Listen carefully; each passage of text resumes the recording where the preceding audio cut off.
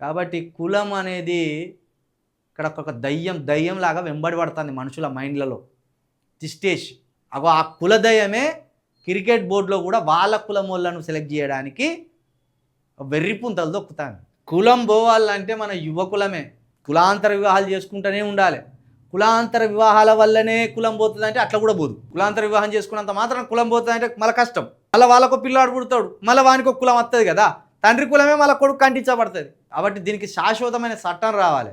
కానీ చట్టం చేయొద్దని కూడా మళ్ళీ మనోళ్ళే అడ్డుపడతారు. కుల నిర్మూలన చట్టం ఎట్టి పరిస్థితుల్లో చేయొద్దని.